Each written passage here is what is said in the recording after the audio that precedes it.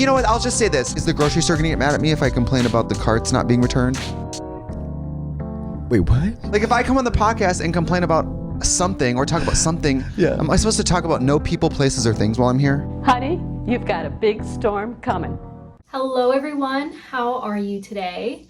I hope you're having a really good day so far. If you're new here, my name's Taylor. I come to you from Baltimore City, Maryland, and here on my YouTube channel, I feature content that is generally focused on knitting and spinning. It has been a minute since I've sat down to record a video to share with you all. I'm very excited to be here. I hope you're excited too. If you haven't yet subscribed to my channel, please consider subscribing. If you're watching my channel and not subscribed, I really wonder why. Maybe you're a hate watcher, not my business. But anyway, I'm here after a brief vacation. Brian and I took 6 days off work to travel to the great state of Maine. And there we stayed in a lovely cabin. We swam in a couple different large ponds. I love large pond swimming because they're often small enough that they get quite warm. And that is very nice. And so we did that and we hiked a small mountain almost every day. It's like our favorite little mountain because when you're up there, you're kind of among the other mountains.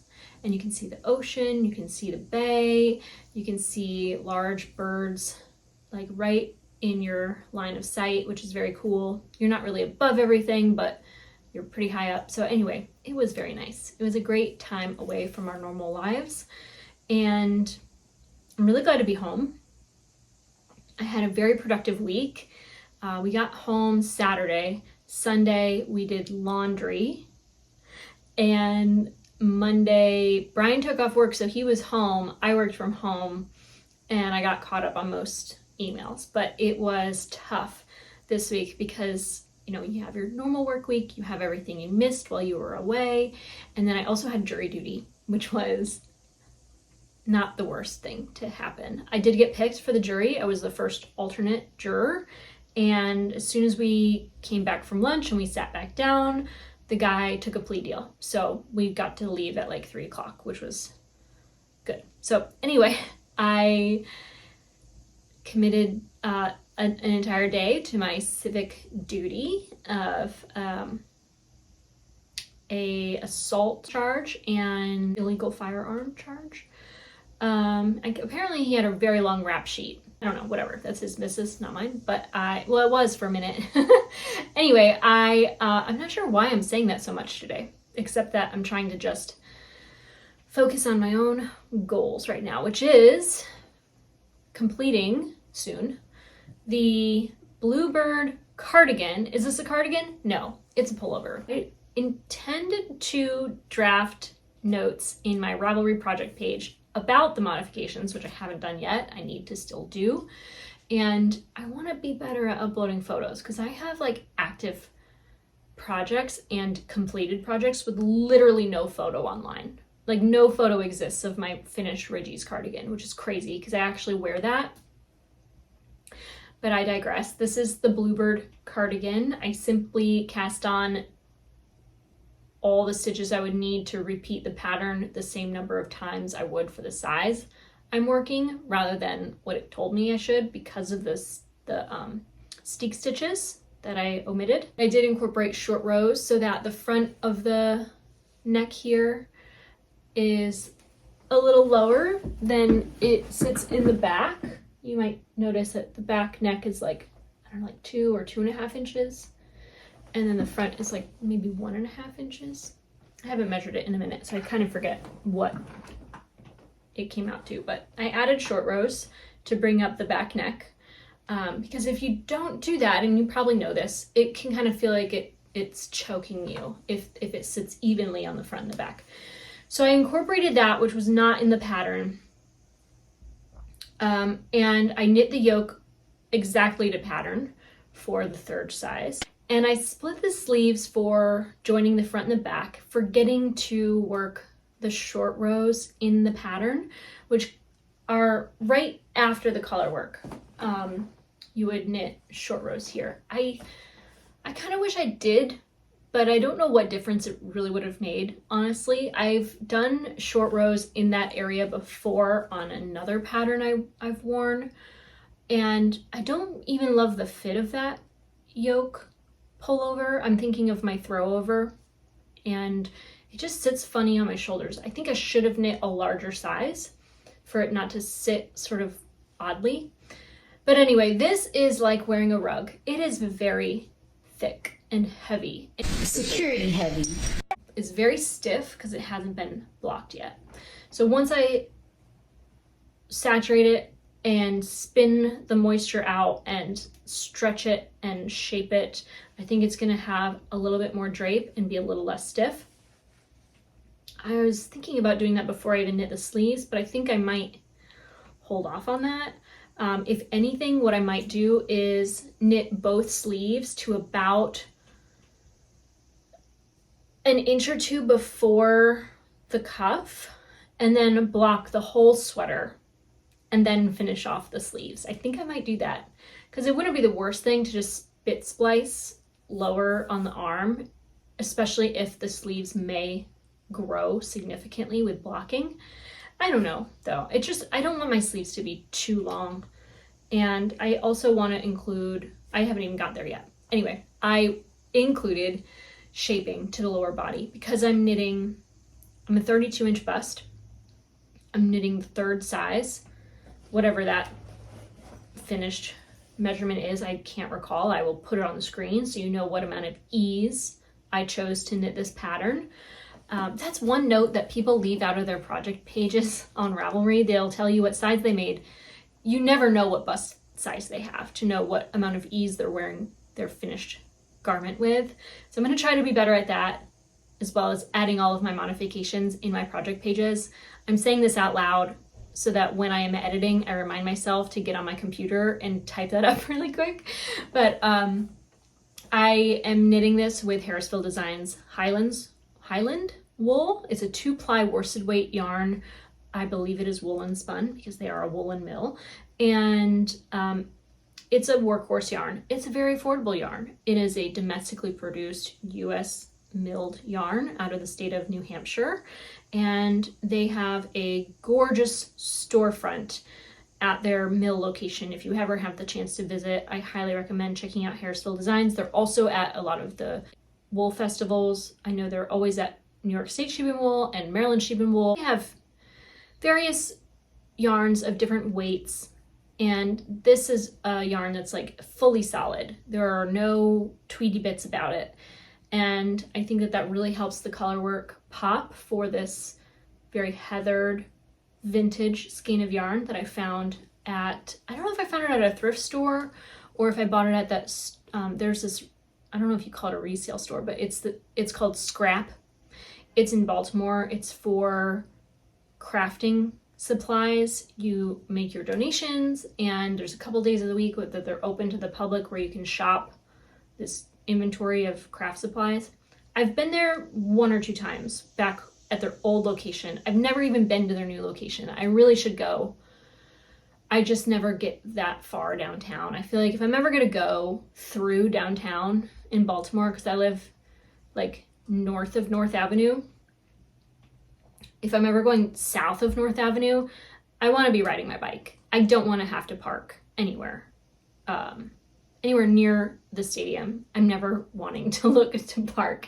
So now that the weather is like cooling off, I did ride my bike to jury duty, and it was wonderful.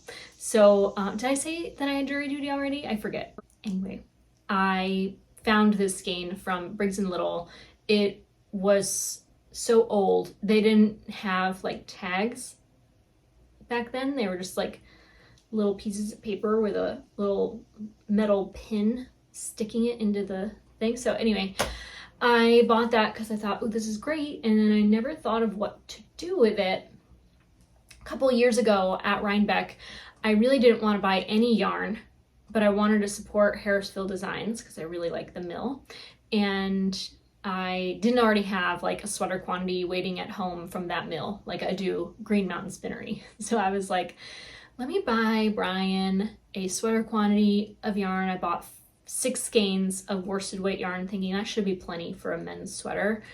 I still don't know if it is because I've never knit it. Obviously, I'm knitting it into a sweater for myself, but I knew that I had more than enough yarn to knit a nice oversized pullover for myself. And I thought these yarns in my stash were the most similar. Like if I were to ever knit this contrast color with a different yarn in my stash, this one made the most sense. And I was like, gosh darn it, why don't I make a colorwork yoke, which I never do anymore. I never like the way that they fit on me. I prefer, you know what's funny is that in all of my commercially manufactured cardigans and sweaters, they're always drop sleeve, which I never knit, and I'm going to get into that, but I love knitting raglan sleeves. But a lot of people don't design colorwork with a raglan shape these days. I think maybe it's just too complicated with the frequency at which you're increasing for various sizes and maintaining the colorwork chart pattern, I'm guessing. I don't know, but it's way less common to find colorwork yoke in a raglan shape. Anyway, I saw this. I thought it was gorgeous. I love that it's like, I think it's a thistle, but it's just like floral, and I mean, the colors I chose make it kind of gothic, but not that I'm really, my hair looks so dry today. I don't know if you can see this. I'm wearing a colloidal whatever patch. I was gardening in my front yard, and we have a small red bud tree, and I was looking down and I just walked straight into a tree branch and it hurt. I was so busy, like I had so much left to do and my hands were so filthy. I just didn't touch it, and I went about my evening, and then I got upstairs and I'm like, holy smokes, I have like a huge scrape across my forehead, like bad. So I'm on day 2 of colloidal, is that what you call it? I forget. It's like a pimple patch, but they make it for like bandage. They're like kind of like a bandage. It keeps the wound from not drying out. It like absorbs the moisture from the wound, and it like is an occlusive, so it doesn't ever scab, which I think prevents scarring, and I'm obsessed. It's like the only thing I'll ever use on my face. I would never like let a wound on my face scab over if I can avoid it. Anyway, back to this. I like it so much. Did I tell you I forgot the short rows after the yoke? I didn't really care. I was like, oops, whatever. I'm excited to knit this body, so I went and did that. And the next modification I made, once I joined the front and the back, I did a little bit of math. So I think that the instructions said something like knit for 9 inches, right? So I was like, okay, well, I'll do that because that's what they say to do. But I took the total number of stitches on my needles after I joined the front and the back. I divided it by, I think it's 4.25 would be how many stitches make an inch, to find out the circumference of this area now. And although that works for my bust, and I'm well past my bust at this point, I have a narrowish waist. I have wide hips, but I don't wear my sweaters past my lower waist typically. So I like to add decreases at the side body so that the bottom portion of the sweater is not flared out. Like it'll typically like kind of sit like that. And I find that if I don't add decreases to the body, my sweaters can be a little drafty, and I don't like the way it feels to have a drafty sweater, especially for like a winter wear sweater. I think I might have even measured like where I want the sweater to rest at my lower body and took that measure and started with whatever circumference I had, determined the circumference I want. What's the difference? Okay, the difference is 30 stitches. Okay, well, I'm going to decrease 2 stitches on each side, so that's 4 stitches per decrease row. And to get to 30 stitches, then I need to do that at least like, I don't know, 8 times or something. So I'm like, okay, well then I need to do 8 decrease rounds. If I'm going to work 8 decrease rounds, then I need to know how many rounds am I knitting to get to 9 inches. So if the gauge, I wish I knew the gauge, I don't. Let's say that the gauge is like 20 rows per 4 inches. So it's going to take 5 rows to work an inch. I need to decrease 8 times working 9 inches. So I'm just going to like say like, okay, well, I'll just decrease on the 5th row 8 times and then work straight. That's the logic I use when I determine the frequency to decrease my side body, if that helps. So I decreased enough times to get to whatever it was I wanted, and then I switched needles to work the ribbing. I worked the ribbing, and I'm using an Italian sewn bind off. And I'm almost done. And another thing that I do when I determine how many decreases I want to do, to make it a little more mindless, I preload. So I do my first round of decreases, and then I preload that stitch marker with the exact number of stitch markers I would need to mark each new decrease. So if I'm decreasing 8 times, I'll mark the first one, and on that stitch marker I'll add 7 more, so that as I get to the next time, I just remove it and I place it, and I keep doing that along the side.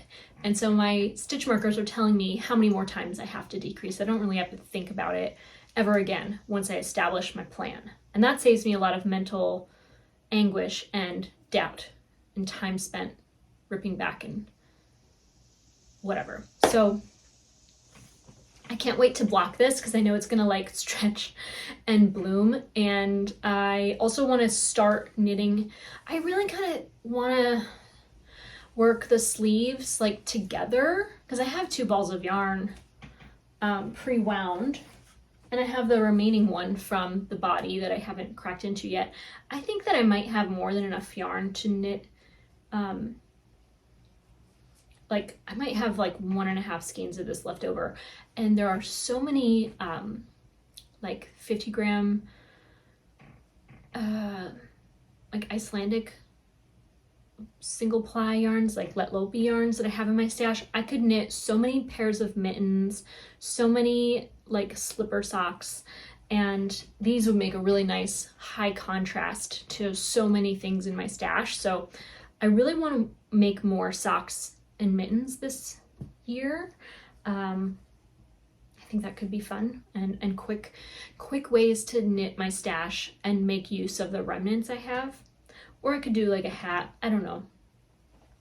I don't really wear a lot of black. I feel like it makes my hair look, I don't know, dry or something. I just look like it's not the right color for me as I labor away at crafting more black stuff. But anyway, I do prefer to wear more muted tones like browns and grays. I like a more neutral palette. Like I really like to wear gray, but not cool gray, which is what I have to show you next. So anyway, that is my Bluebird so far. I hope to have it finished very soon. And this is what I do intend to wear to Rhinebeck if it is cold, which I expect it may be.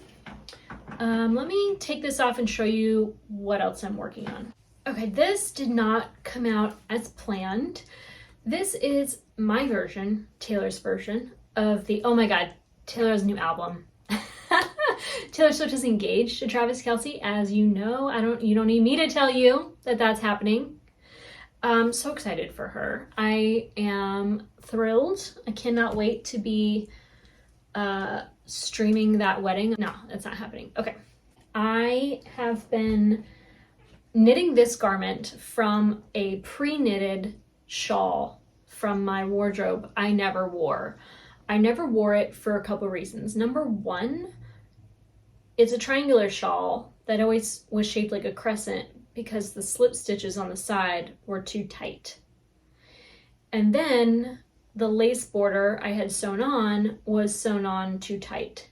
So no matter what I did, it always had this really awkward shape. And so as much as I loved the fabric and I loved the idea of wearing this shawl, I simply just never wore it. And I wanted to make use of it.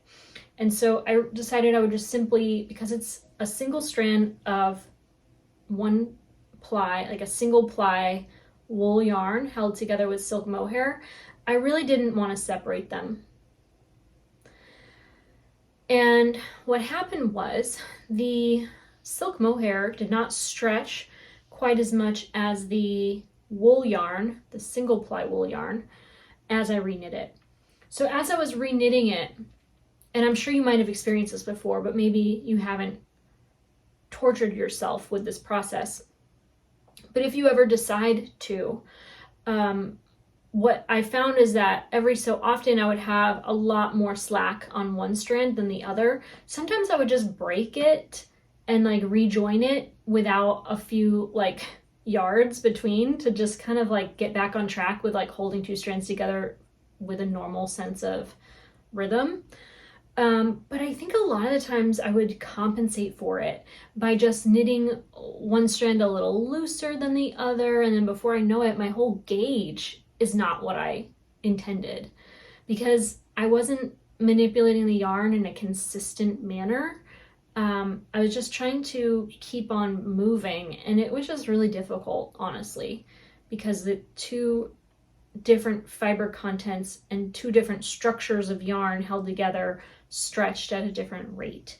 And so it created a design that is not how the design was intended to fit. I think I knit the second smallest size, so the size that would have fit me rather well.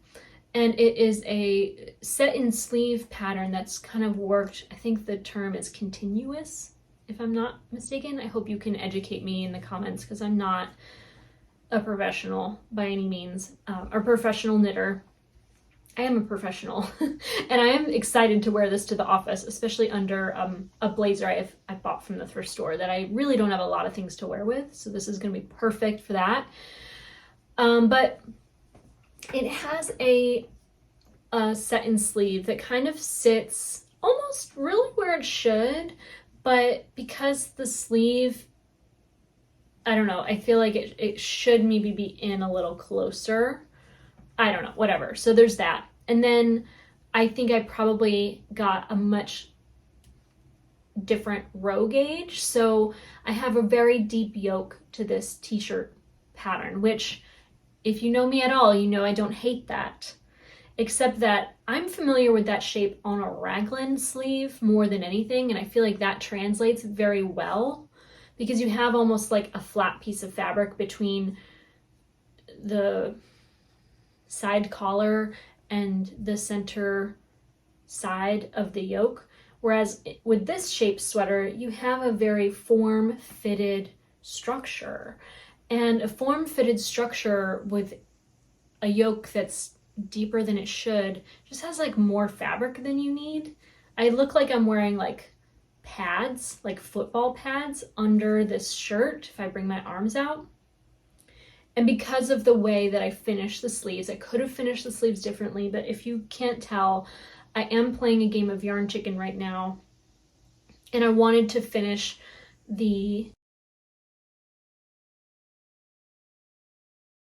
I didn't know that when your phone gets an Amber Alert that it stops recording audio on the video you're recording. I just lost 35 minutes of today's podcast video, and I had to end my video. So I was roller skating and editing, and I'm like, where did the sound go? Anyway, here's my garden, and we'll have to pick up wherever I left off next week. But you can see I have kale for the moths at this point. I am obsessed with these begonias in containers. The bees love them. They have like so many flowers all of the time. Surprisingly, the container did even better than the ones in the ground. I'm kind of surprised by that. Maybe they get more sun. I don't know. I can't tell you what's happening over here. Those two heucheras are fried. Everything's fried. And I need to pick the cherry tomatoes. For some reason, I think the compost that I filled this new planter bed with wasn't even half finished because it's half full now. So I'm going to relocate that mulch and refill this compost before winter. But I'll probably just buy a bag at a store, to be honest. The tomatoes are tomatoing. I will not put tomatoes in these boxes again because I just don't have the proper support for them. These cage things they don't do half the job. And then another disappointment. Sorry, I'm in a bad mood. Can you tell? These strawberries I bought at the store because I liked the bright pink flowers, and they gave me no fruit. Even when they do fruit, they're like not pollinated properly. I don't know why they're not getting pollinated at all. So like I've got nothing. I got the tiniest little strawberry from like I bought three plants. Maybe you know about strawberries better than I do and can explain why they put out such flowers and no fruit, other than, I mean, we have had a severe lack of pollinators this summer. I noticed I just started bringing in more flowering plants to try to mitigate that. But the strawberries that I was growing gave so many fruits. So I think it's the variety. I think the variety is an issue. I need to put that in the ground so that it will perform better. I had to cut it back because it got spider mites, which I noticed in that I'm going to put in the front yard space too. So eventually I'm going to need something for one of those two containers. I'll probably just leave that one and find something else for that planter there. But these strawberries are the same as these, and yet these ones are completely fried. I don't know why. Maybe they didn't get watered at the same rate. I'm not sure. But I'm propagating some coleus, and my herb box is also fried. I have like just marjoram growing in there. I need to water my lilac again. I feel like I'm watering it every day right now. And two of my gorgeous heucheras, I forget the variety, I think they're like some kind of, I don't know the name of them. They're really pretty color in the fall and spring, but they died. This is the time of year where things just die, you have to accept it. I'm accepting it, but I'm updating you on what you can see with your eyes. My peppers are peppering still. This one didn't do as well as the containered one, surprisingly, but it's just put out a bunch more flowers, so who knows how long that'll keep going. These pink echinacea need a new home. I think I'm going to put them in the front yard garden also. I forgot I even put a pepper over here. It looks like I have to harvest those. I'm ready to clear some of this out. You can see how dry it's been and the lack of mulch in my garden. There are these like huge cracks throughout all of my garden beds, which I'm sure is not a good thing. And I don't know if this raspberry cane fruited at all. I feel like the pollination rate is like nothing. Like nothing got pollinated this year, which is crazy. There's been very few bees. The only bees I see are this kind, the like bumblebee. I haven't seen any honeybees. And our neighbor no longer has honeybees, so I don't know if that's why, but I need more bees. A lot of my hellebore seedlings, I think they need to be fertilized because they're all giving this like really pale, fresh growth. So that's not good. And my blueberry, look at this cicada. There's like cicadas everywhere. You can hear them constantly. But this, look at this fresh new growth on my blueberry since I took the cover off. It's so funny. I'm gonna have like one branch going that way. But Brian is harvesting pawpaws every day. They are huge. Some of the branches are like touching the ground. They're so heavy. Over here, there's like a branch literally on the ground. But if you haven't had a pawpaw before, they are related to the papaya. They're native to the Northeast and Mid-Atlantic, and they have like kind of a tropical, kind of custardy vibe. I'm not the biggest fan, but Brian loves them, and that makes him happy, so I'm happy. Miss Hydrangea was really sad this morning. I gave her a good watering. Mrs. Serviceberry was even worse off. I don't know what happened. I guess it's just been really hot in the afternoon, and it's been hot all summer, so like we need more rain. We're not getting rain it says we're getting, and I'm sure we're in a drought. I don't know the details, but I did trim my red bud out front to bring it away from the house. I feel like as long as it has leaves on it now, it'll put more growth into the branches that stay, so that'll be a good thing. The branches I cut back are like nearly in total shade anyway, so I think now is a better time than later to prune it, even though I would typically wait till fall. But oh, here's a cucumber, kind of a weird shape. I'll probably pick that off sooner than later. But we're not getting a ton of cucumbers. I got 3 big ones when we came home from vacation. I've never had a better tomato year in the backyard. I have 1 plant on each side, and they've been giving tomatoes for weeks. So there's that. And I'm ready to like clear this whole area. It was, I mean, the bleeding heart, there's still one back here. It just died back for the year. And I have the hardest time reaching those plants behind the chain link fence. I'd like to clean it up and like maybe mulch it, but no matter what I do, it's gonna forever come back.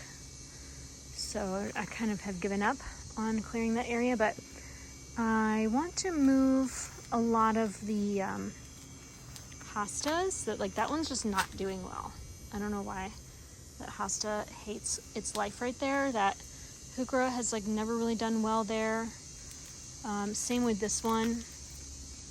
And this one's loving its life. I'm going to disturb it, dig it up, split it up, plant it in a few different areas. And yeah, I cannot wait for the fall to kind of just rip everything out and fill my compost bin. That is what I'm most excited about. So I just wanted to say that I thought I had a really great video recorded. I was like really excited about the 35 minutes that you will never see because they no longer exist. But that's life. Thank you all so much for watching. If you made it this far into this week's video, let me know in a comment below with your favorite flower emoji. If you haven't already, please like this video and subscribe to my channel. I want to thank you so much for being here. I hope you have a wonderful day, a wonderful week, and that you take care.